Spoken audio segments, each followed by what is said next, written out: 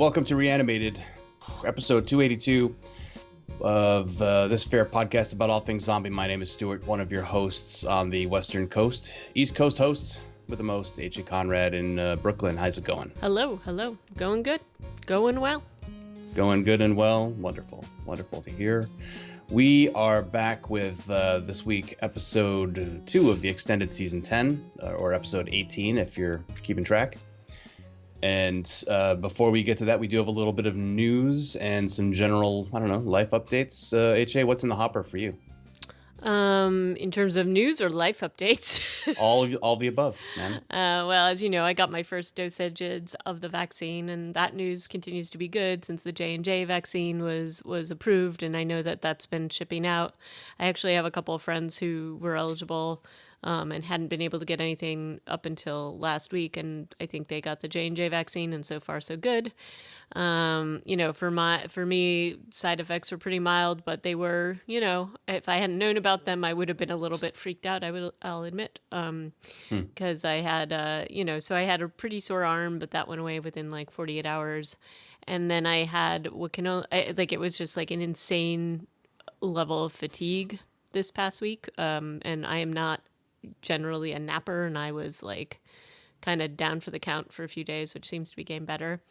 And then today, the lovely thing, which somebody did warn me about, so I'm glad. But apparently with the Moderna vaccine, sometimes like a few days after the vaccine, you get like a rash on the arm that they inject, and it gets like kind of swollen, and they call it like Moderna arm. And I'm so glad that I heard about this before, because otherwise I would have been like, oh my god. And nobody wants Moderna I arm. mean, come on. But anyway, just very, honestly, not overall crazy side effects, but more just things to be aware of, because I think if you aren't aware of them, it would freak you out, because it definitely would have freaked me out. So, but other than that, going along okay. Second dose is about a month, and then hopefully I'll be good to go. But obviously, I think it's still, I'm still masking. I'm still taking all precautions, and people should do that, especially right now. I don't know how it is out there, but the variants are kind of taking over. So yeah, we're getting more and more reports of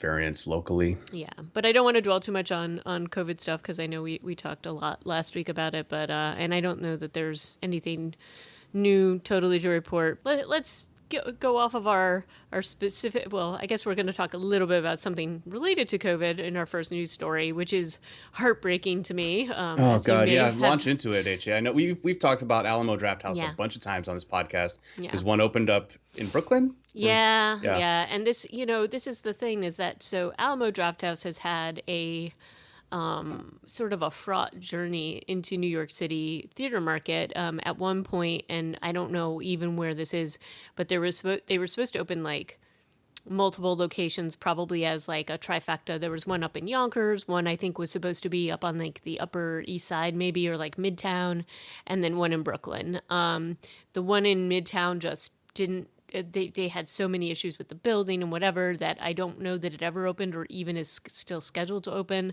The one in Yonkers was the first, which it's like Yonkers, like I guess they were doing okay up there, but that was the first one that kind of opened up. And so much. Is that a big population center? No, is that like not still really. In the city? Is it outside the city? It's kind of like on the edge. It's like, it's right there on the edge of like, the city, and it's a great little neighborhood.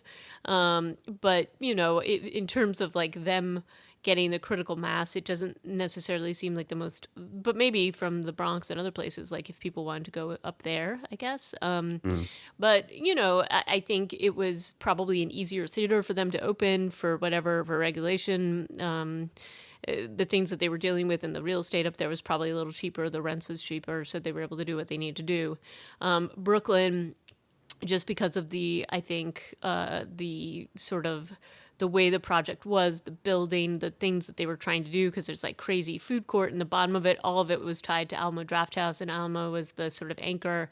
There's also like a Target and a Century 21 in that building. So there was all sorts of different things. It's pretty mainstream. Yeah, I would have thought it'd be more art house like environs. No, they had, but I think because of the real estate, they had to entice some of these things. I don't know how it all played out in terms of timing, but I know that the undertaking and the zoning was huge, and they just ran into like issue after issue. And then ultimately, as you remember, I was super psyched when it finally opened up, and I love Alamo Drafthouse. I love the programming they do. It's great that you can eat and drink there, but mainly, I just like the vibe and how they have a lot of really cool art house films and interesting stuff, and they're not. And you like the rules. Oh, I do love the rules. I You do love love the the rules. rules. I They're love social the rules. programming, if you will. Just because you can't, talk or text, and it's a great theater watching experience to me. So I was excited when they opened up. That was a place where it's like me and my friends would always go. We would go there, and we would definitely go to the movies pretty often. I would say at least once, if not twice a week sometimes. And, all sorts of different friend groups, and depending on what was playing, they did amazing programming. They had some good panels. That's where I went to see the Expanse panel I think I told you about. And they really worked hard to give you like a really cool experience at the theater. And but I would say they are definitely, and we're definitely reliant upon filling those seats. It's expensive. The tickets are not cheap, but they make up a lot for that, in terms of their profit. I would assume comes from alcohol. They also had like a big bar that was there, and a restaurant that, in addition to all the theater stuff. And so, they were just really starting to hit their stride when all of this happened. It took them a bit, but it was like you were hearing about them a lot more and that kind of thing. And then this happened, and unfortunately, they filed for bankruptcy this past week, which I don't think is a shock because their model is pretty hard to sustain without people in the theaters. And they were trying to do stuff like they would rent out to like private groups, and it was actually pretty cheap if you had like a pod of people maybe that were willing to all pitch in. I mean, still expensive, but I would imagine, I don't know, you could probably do this somewhat safely in other areas, maybe not New York.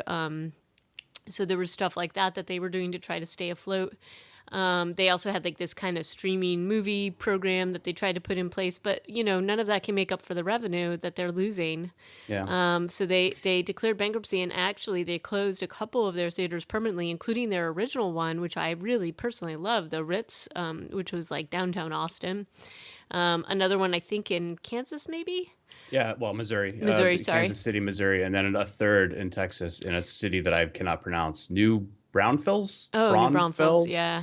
Sure. So they've closed 3, and honestly, when you read the article in the AV Club that we're going to put in the show notes, it's really described as more just like as a reorganization, which is technically what a Chapter 11 is. Yeah. And one of the former CEO or Alamo Drafthouse founder and CEO are 2 of the lenders who are buying out the assets from the company. And so the article at least makes it sound like not too much should change. There might be some new faces and new money that might push it in a new direction.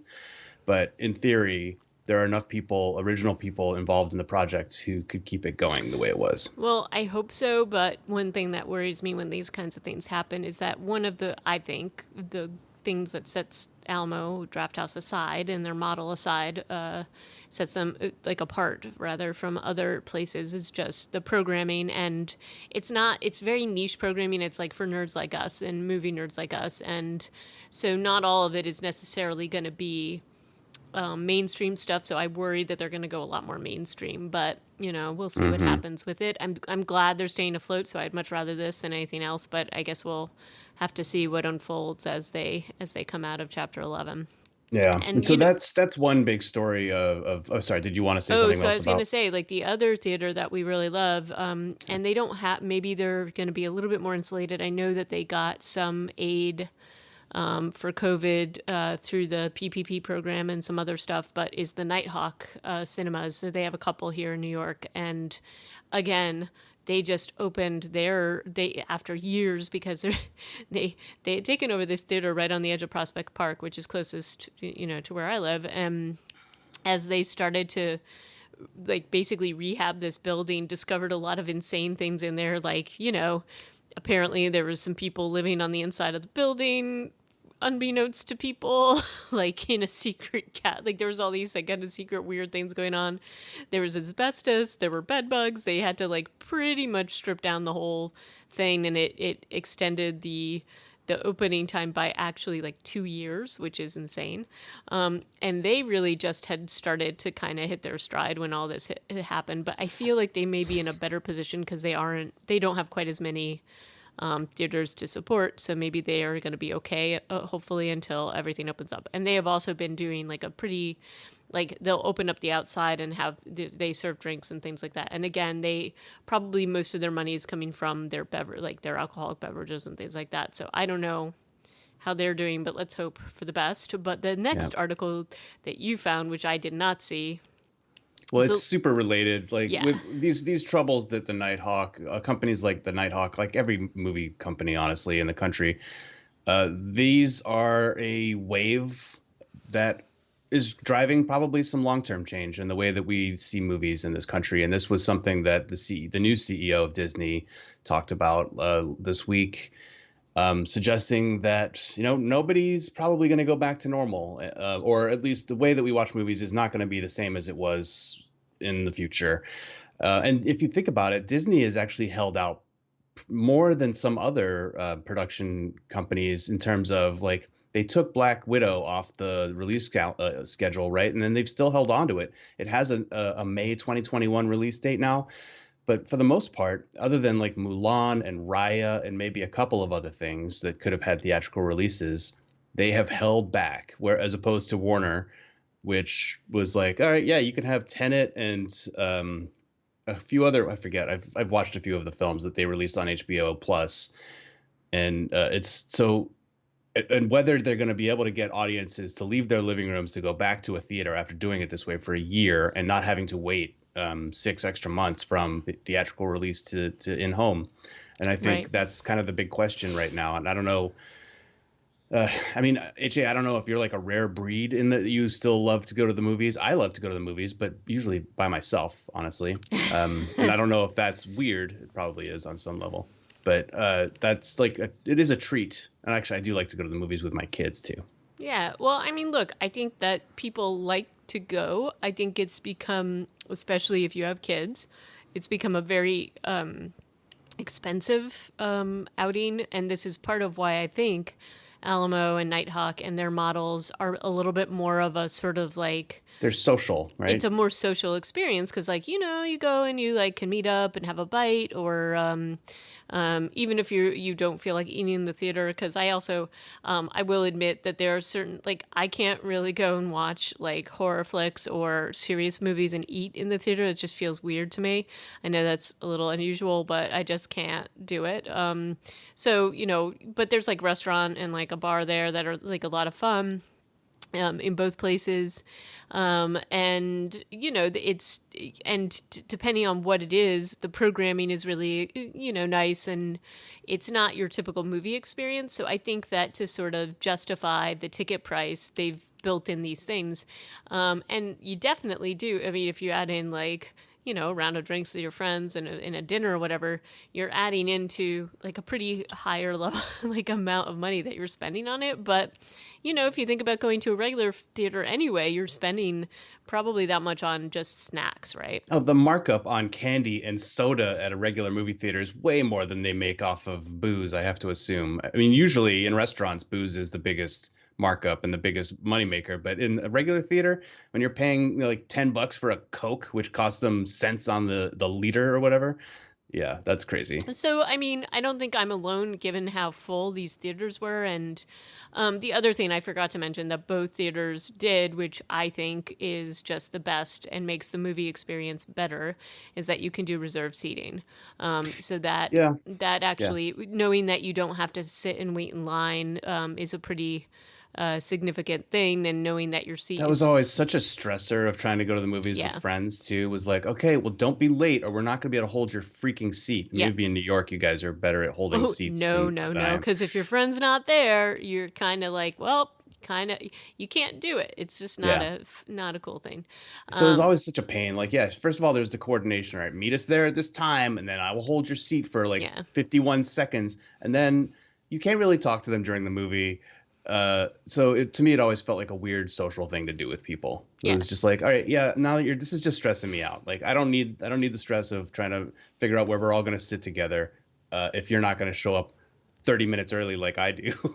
Right. And if you don't want to sit in the third row center, I don't know what to talk to you about, man. We're not Right. friends. Right. Exactly. So, I think that they made it a better experience overall and something that people seek out. But I do think, I mean, look, I know that my husband and I are unique in that we don't have a TV. We have a projector. So everything is like, it's pretty comfortable to watch films at our house.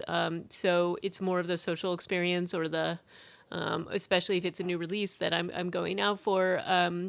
I think that once all of this is over and safe to go out, I'll probably still go and do that. But you're right that I think it's going to take something significant to sort of like that I want to kind of have the social experience with my friends and stuff like that to be able to go and do that.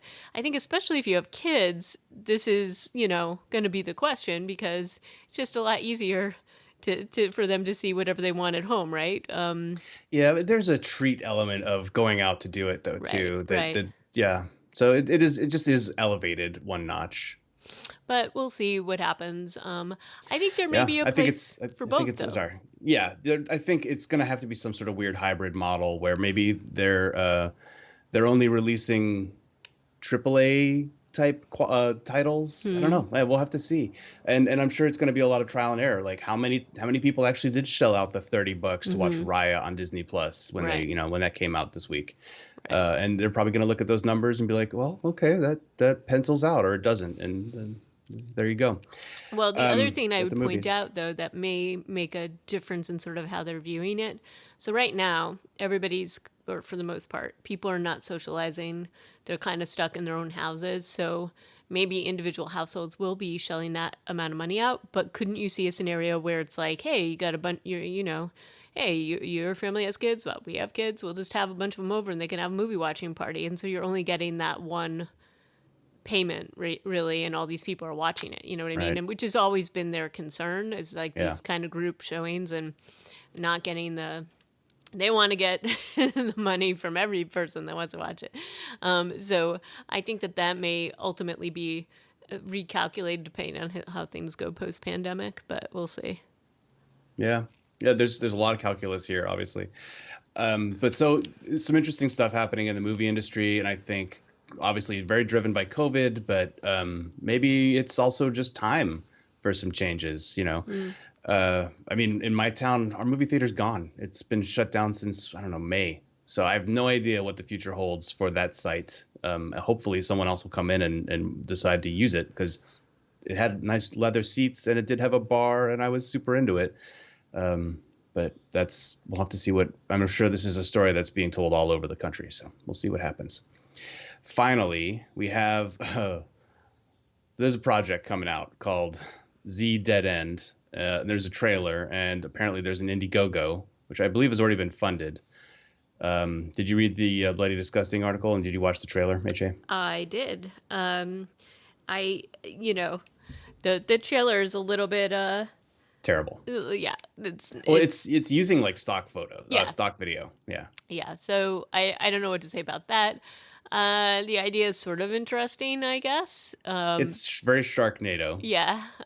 So I think just judging on that, we can sort of get a sense of what this film is going to be like. And I think it is a Sharknado level film, probably. But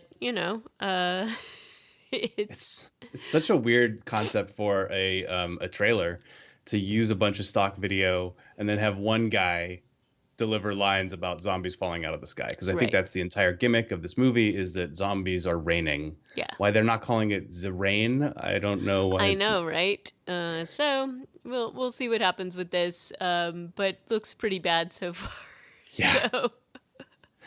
But it's out there, and so we must report on it, even if we can't bring ourselves to watch it, especially after the first several weeks of 2021 when we watched a lot of bad movies. Yeah, agreed. But I don't know. I think I'm ready to jump into our review, but I will say, well, anyway, let's jump into it. So we watched this. It's actually not even airing till tonight for the real world, but for AMC Plus subscribers, we watched it on. We could watch it as of Thursday. Right. I watched it last night, and my first the first thing that happens is this like recap video with some voiceover. Okay, I wanted to talk to you about this because I thought This is very confusing. It's very confusing and also weird, and I don't think it's necessary. Do you? I feel like the episode is produced at the regular level that we expect from this show, which is to say, like top marks of television, premiere television production. But the intro and the outro have some weird production errors, I think. And I think this is an error. I think they ran the wrong video with the voiceover. Oh, I didn't even catch that. I just thought it was strange. Well, I think what is strange about it is that it's jarring that Daryl is talking about the Whisperer War, and then he's talking about the events of the last episode, episode 17. Right. But all they're showing is Whisperer War footage. Right. Even though he's gone way past that in his voiceover. He's talking about Maggie came back, but somebody was hunting her, and we beat them, but it was really but they bad. don't even really... But that's not the video they're showing. They're showing, like, footage of Negan slicing Alpha's throat, and you're like, wait, what? That's not what he's talking about right now. This makes no sense. So it was really weird. Well, anyway, so we're in agreement. It was strange. Okay, and again, but again, I don't know that this recap was even necessary regardless. So yeah, there's that. Yeah. But and then in the outro, they did another outro with Angela Kang talking about why they made some of the production decisions that they made. Yeah. And the music was so loud. Like, I don't know if you I have headphones on and I'm watching it, and it's like, it was damn, Angela, you have to speak up over the music that they have put over your your speech. So I thought that there were a couple of weird, like, I don't know if it's rushed, but it felt like there were some weird decisions being made or errors being made in these two elements of the show. Otherwise, it was well produced. It was just those two things really stuck out. But yeah, after the voiceover and that weird video at the beginning, this episode begins, and this is I'm a little bit like kind of peeved at Angela Kang for in the first episode they did last week, where she's like, yeah, with COVID we can't have that many actors on screen. I feel like that kind of hurt my brain a little bit, because now it's really obvious to me that they are not having a lot of actors in any of these episodes. Right. But to be fair, also, those are usually my favorite episodes of The Walking Dead. True. So this is a small cast. Yeah. Right. Agreed. A lot of character development, and this episode does do a lot of character development. Okay, it does, but I have some issues with it. So, but also, before we get into this, can we talk about Norman Reedus's hair and Carol's hair? Because, like, Apocalypse hair, and then there's also a special guest star, the woman who plays Leah in this episode. Her hair is phenomenal, too. Everything about her is phenomenal. Everything about her is phenomenal. And I'm just like saying, this far into the apocalypse, unless you've got somebody like they make out, especially at this particular part of the storyline for him, they make him out to be like, this is a lot. There are a lot of flashbacks, but we're years and years into it. I guess you could make the argument that he somehow learned how to style his hair really well. I was thinking about how he's managing to keep his hair also, but I assume he's just cutting it with a knife. I'd like them to show him doing that. There is not any knife cutting going on with that level of styling. Because you think it's too perfect. Like, let's just throw that there. So I will tell you that I noticed a lot in this episode, but anyway, I digress. We all know after months of COVID that hairstyling to this level is not happening, because if we all have kind of like quarantine hair, this is just a step. This is just not believable. But in any case, this is definitely a Carol and Daryl episode. And I don't know if you watched a little bit of the Angela Kang commentary at the end. I did, yeah. But they definitely started out.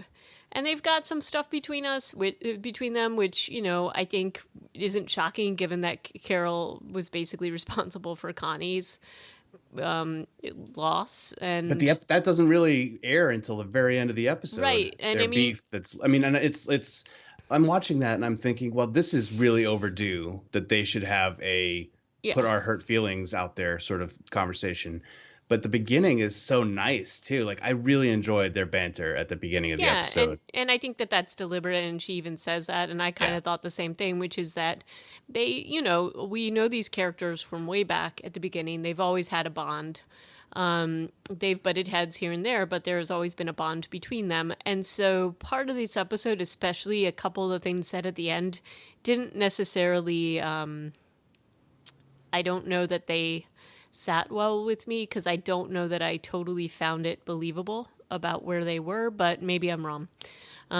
It just felt like they were, I don't really like conflict for conflict's sake, and I definitely don't like retrofitting certain things. And if there is sort of a criticism I have of this episode, this retrofit story thrown in there felt really it felt a little forced to me. I don't know how you felt about it, but it worked for me. Like, there's so much opportunity for storytelling in that time jump, and they've already used it once when they explained the scars on Daryl and Michonne's backs from the children episode, remember? Right. That was what they've already plumbed it one time for that, and I don't even know when in the timeline that was supposed to happen. If that's already happened to Daryl, or it's still yet in the cards. What a bad run of luck he seems to have had in that 5-year interval. Yeah. But there are other stories that they can still tell in that period of time, so I don't feel too bad about that. All right. Well, it just felt a little like, I don't want to say convenient, but this storyline felt slightly convenient to me. I will say I do like finally knowing Dog's origin. I think that was kind of cute, and you get to see little puppy Dog, which is adorable. There's this whole thing between Carol and Daryl in this where there's a lot of stuff unsaid, and they're going out on their one of their sort of normal hunting trucks together. They've got some funny exchanges between them, which is their normal banter, which I think is fun. But this really comes down to, at the end, is just this big sort of a conversation between them, and it's not a fun conversation. There's things that, I don't know, I guess there's things that, especially about your oldest friends, that you tolerate, and especially these two who have been through so much. Personally, I think this makes sense, because I did feel like he was a little too, I don't want to say forgiving, but a little too move on with her, given what had happened with Connie and other things. So I think that this is sort of, as you said, long overdue. It is, yeah. But then remember when we were talking last week about how he was really kind of chill with Maggie, and but they're obviously, in this episode, we're back to how he is feeling all the guilt about Rick and is going to look for him forever. But none of that comes up with Maggie. And maybe there's going to be a conversation between those two eventually. Probably. But it felt like, I'm glad that he's finally going through his laundry list of airing of grievances, I guess. But it felt a little weird that he let Maggie off the hook, but now it's Carol's turn. But it is Carol's turn, and somebody needs to take her to task. And I think that line at the end, she's like, I don't need you to save me. I just need a friend. Mm-hmm. I think Melissa McBride delivers that line really, really well. There's so much emotion in her voice, but it's also this little girl selfish voice. And I'm like, no, dude, you done messed up, and you need to get some really good friend guilt out of that. I hope they don't. I mean, obviously they have a spinoff coming, so I think we can all rest assured that they're going to be friends, or I hope maybe they're going to be nemesis by the end of the season extension here. But I think it's an overdue series of conversations that need to happen, and I feel like I got my fan service in the happy grocery store trip part of this episode too, them fishing by the river, and it all feels so nice. Yeah, that definitely, they did that. But one of the things that I think is so interesting about the dynamic of these characters and this whole conversation and what's going on here, it's Daryl has always been this, look, he was an abused kid. He had abusive relationships in his life. He has, ultimately he made, with Merle, he had to make a choice of whether he was going to stick with that or stick with Rick and his group. He chose Rick and his group. He chose that lifestyle, and he chose them as his family, basically. And he even calls Rick brother, right? That's who he's referring to, not Merle. And so there is, even more than the normal amount of betrayal that he's probably feeling, because these are the people he chose. He definitely chose Carol over a lot of other things. And so there's that like level of damage that I think he's also contending with. And then for her, I mean, she came from an abusive relationship too. And so there's a lot of dysfunction going on here. And part of, there's reasons why they bond together because of that. But also it makes them very damaged people to be trying to negotiate these things, because both of them suffered in silence for a really long time. And Daryl, like, look, it shouldn't, like, I do like the fact that Daryl has, like, this sort of secret past happening, because he's not somebody who ever talks about things like this. He kind of just buries them, and so it kind of makes sense that he would still be, that some of this stuff would be coming out even years later, that he hasn't given up. It's funny that you say that, because even though this is an episode that's supposed to, like, develop Daryl, and we were talking about in the post-Rick era, Daryl's like the new lead male on this show, and how is he going to do that when he barely speaks? Mm-hmm. And even though this is a Daryl heavy episode talking about like his recent-ish past, he still doesn't have a huge amount of dialogue. I mean, there's some. He doesn't. So I was going to say that. A lot of it's like, Daryl, how do you feel about this? Go to flashback. Right. Right. Like, no, they can't even have him talk it it out, because that's just not his character. And I actually respect the fact that they're sticking by that to some extent. In a way, yeah. If you got all chatty Cathy all of a sudden, you'd be like, who is this new person? It would be a little jarring, right? But maybe they're laying the groundwork for him to become a little bit more emotive. I don't know. But, I liked that they kind of stuck by that, and that you're seeing these things that were hidden. I think that that's kind of cool. The part that I find semi-convenient, I don't know that I totally loved the backstory with this woman. I don't know, like... It was confusing to me. She had a squad, and then her family story is quite complicated. So she has a Rick. She has a sister who's pregnant and has a child who's Matthew. And she also has a pregnant dog. But who is the squad? And right, and also... was it even necessary for this to be her adopted son versus, like, that? Didn't that feel a little weird? I mean, unless there's something further down the line that we're going to find out, didn't that feel like a strange detail? It feels, though, maybe they're trying to make the point that in the Walking Dead universe, nobody's children are really their own anymore. Maybe. They're all, like, raised by a village, because that's definitely the case now with Judith and RJ. Yeah, that's true, I guess. But that was the part where I was like, this feels like a strange way to go about telling this. And then even her, like, we all know Daryl's backstory, so they have to make her just as prickly and sort of isolated as he is, I guess. And maybe this felt like a quick way to get her there, but there was so much that wasn't said there. It felt like they were trying to jam in a lot of kind of weird details about the squad. And then, of course, I'm like sitting there listening to her backstory about how she and everybody's taken over, and that, Dog's mom was pregnant. Well, what happened to Dog's mom? Where's Dog's dad? Yeah, like that's mid-apocalypse. Right. They had a couple of dogs who got together 2 years in. Like, how did that happen? Like, where did you even get these dogs? And like, it was just like this very, just me being like, not punching holes in it, just wondering where the writers were going with some of this. So that felt a little weird to me. I do like the dynamic between her and Daryl. I thought that was cool, and they obviously did some juxtaposition between her and Daryl and Daryl and Carol. I mean, even the fishing scene was just a pure parallel, and I was a little bit disturbed by that, because I was actually happy that there wasn't a lot of romantic overtone or undertone between him and Carol. You know that I'm not on board with that ship. Yeah, me neither. Everything about their like comfort together just felt like an old groove that they were in, as opposed to any sort of romantic anything. Even though she keeps coming to visit him at his camp throughout the episode with various wigs on. It never feels, it just never has that vibe, right? And I've never really felt that vibe, so I'm hoping that they maintain that. Well, there's an undertone of that vibe, only in that they are so strongly bonded, I guess. And there is... Like, they could accidentally have sex or something, but it wouldn't mean anything, or no? I don't know. No matter what, whether romantic or not, these two have such a strong bond with each other that...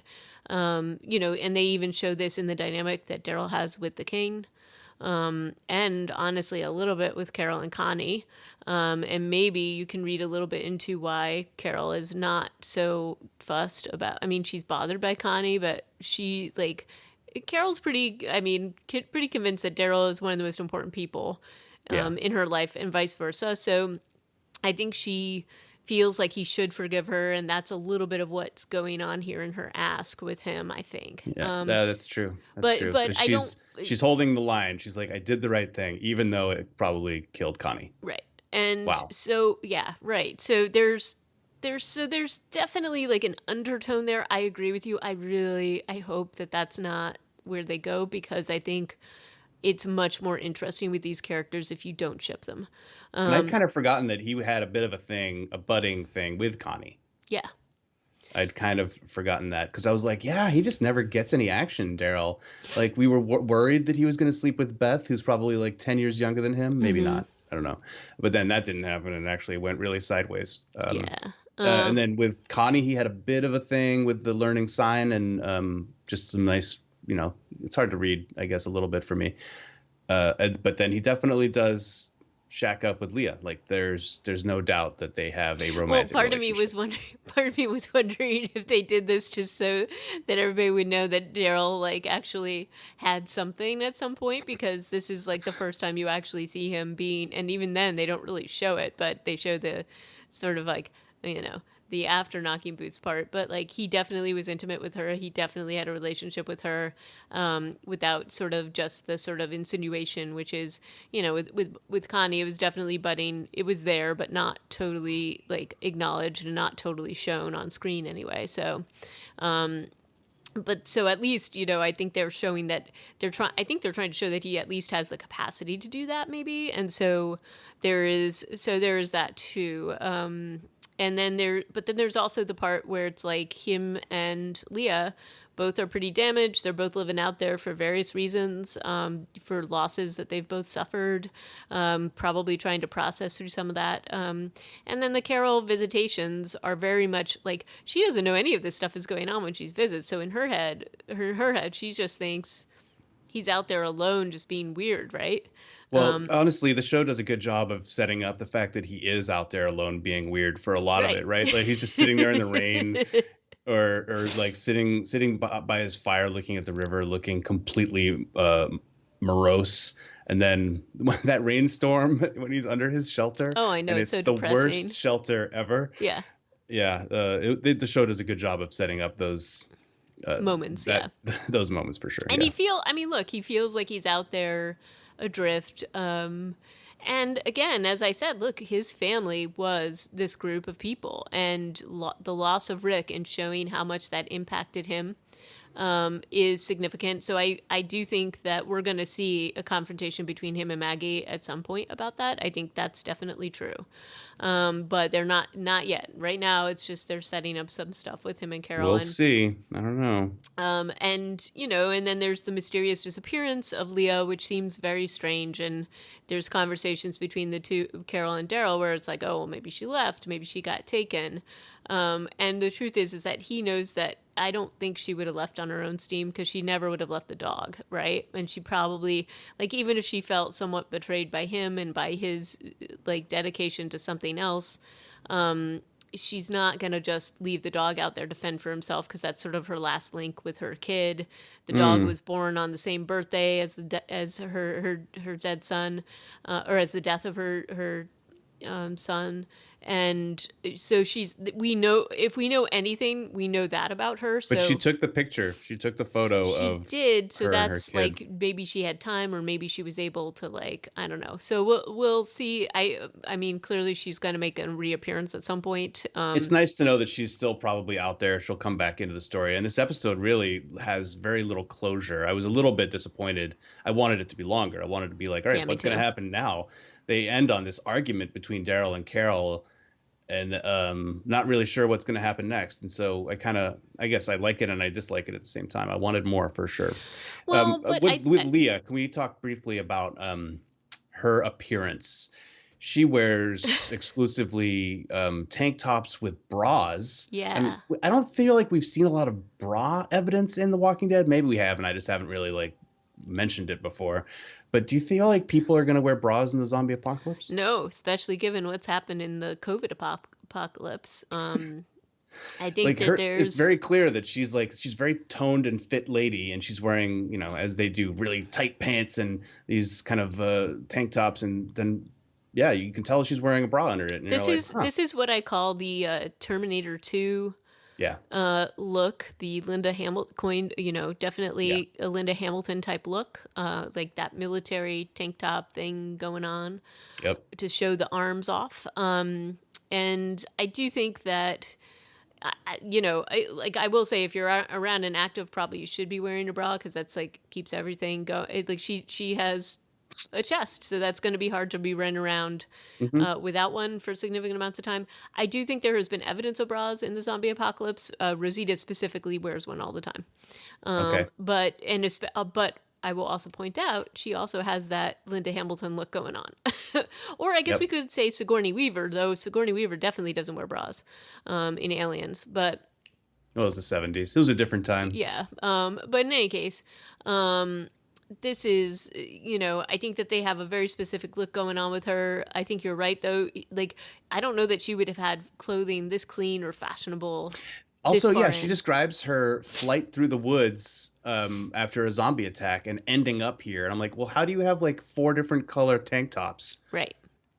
I don't know. Ending up here scavenging. Also, let's just say, like, this like little cabin is extraordinarily well outfitted with like fishing stuff. If you see all the stuff hanging up on that place, that to me also is kind of a weird decision because I know she's in the middle of nowhere, but you also probably want to protect some of this stuff so that you don't lose it. Some of Like it, it's just like, hanging out on the outside. Yeah. it's all hanging on the outside. So even, just random people who maybe don't want to mess with you are going to take some of this stuff because they're desperate enough. Fishing gear, that kind of stuff, like, of course they're going to take it. So, But they might just throw a fish at your front door. or maybe, yeah. And that was kind of that. Daryl's sort of attempts at romance are pretty funny. Like that, both of them are pretty broken in that way. And so that was Yeah. hilarious. He's like, she might shoot me if I actually knock on the door, so I'll just throw this fish. I know, it's pretty good. That was funny. Though I'll point out that the dog probably would have barked, right? You would think. Dog is proving to be a questionable. The storyline with dog is sometimes questionable because he barks when he knows He people barks too much. and he barks a lot. The other thing that I found questionable was when she takes out a zombie by shooting, which we all Yeah. know that attracts more of them. And then there was right after she shoots, which yeah, bad idea. And why is she still using a shotgun at this point in the apocalypse? Mm-hmm. Then they do a very reminiscent of Carl and Enid's scene together. Oh, definitely. Hiding behind the tree while the Deliberate, zombies right? wander away. It must be. But it was kind of bittersweet. It's very bittersweet. It's just bitter. Because Carl and Enid are both dead, like these two young Romeo and Juliet teens. Man, just every so often the show reminds you that Right. people on the show are dead. Well, and it's even hard. when she's talking about her son dying, he's thinking about Carl. So there's definitely, and he's probably also thinking about Henry, and Mhm. all these young people that they've lost. People that, especially like of more recent, Henry was clearly just totally looked up to Daryl, and so there was that too. And knowing that you couldn't save somebody is a pretty devastating thing that bonded the two of them, I think. So. There's definitely, they're trying to invoke those images and those feelings, I think, when they show the story between them. But again, not too much talking between these two ever, other than her telling him a little bit of her crazy story. But he doesn't talk that much. He doesn't share, like, he talks about losing his brother. That's about it. Very just sketchy details on that. And then even with Carol, even in the most sort of, even in where he is most verbal in this, I do like the fact that he calls out the fact that they keep having the same conversation, and I thought He did that with Rick too. Like right Yeah. before he betrayed Rick and ended up getting him killed. Yep. He was saying the same. I had some real flashbacks Yep. because he's like, we keep having the same conversation, and I'm like, you said that to Rick Yeah. too because you were like the saviors are bad people, and Rick kept sticking to his plan, and then Rick died. And so Daryl, don't say to people, we keep having the same conversation, and don't keep saying to ladies who pull a fish out of the river, what? Beginner's luck. Yeah, because clearly it's not. It's just because they're good. Maybe that's why he doesn't get a lot of dialogue, because he just keeps repeating the same things I over don't and over know, again. but no, I thought the same thing, that it sounded like the conversation you had with Rick. So I was like, I hope they don't necessarily go down that path again. Maybe this time he can change it a little bit. I do think it's good that him and Carol are having the conversation because they've basically left so much unsaid. And I think that for him, especially given how he does hold all this stuff inside, whether they will, I'm sure they will resolve it, but they're going to have to resolve it now that it's out there. And, look, Carol, as you said, Carol is being extraordinarily selfish and also doesn't want to take ownership for her part in anything. So that's a problem too. In fact, that at the beginning or earlier in the episode when she's talking about, is our luck run out? Is it time to maybe abandon ship because Alexandria's walls had been taken down?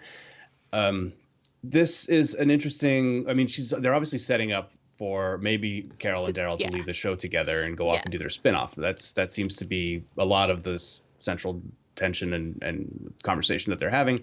But it's also interesting to me that she's like, King Top, it was King Top at that point, Hilltop falling. We had a chance to save it at least. At least we were there to defend it. But when the Whisperers basically took down the walls of Alexandria and ran a zombie mob in there, we had no agency. Like, it feels more of a defeat to her than losing Hilltop, which is kind of crazy. I mean, we haven't really seen the extent of the damage in Alexandria. It just seems like there's a lot of graffiti and a piece of the wall is missing from what I could tell. It's not too bad, but they should have known that this was happening too. They're acting all surprised, but Aaron and Alston, Boston, Massachusetts. Alston, Massachusetts were hiding in the windmill during that time when the Whisperers were all inside. So they should have known exactly, not exactly, but they should have known at some level what kind of damage was being done to Alexandria. It shouldn't have been a huge surprise. Either way, I found it kind of interesting that she's like, is this the end of this Virginian experiment? Should we move on because Alexandria's walls are down? But clearly it's that in Oceanside. Who even knows what Oceanside is like these days? Wasn't Virgil walking into Oceanside at the end of season 10, or where was he? Didn't he show up at the end of season 10? Yeah, I think so. I think he did. But there's obviously a lot of loose threads that they're still having to weave through this extended part of season 10.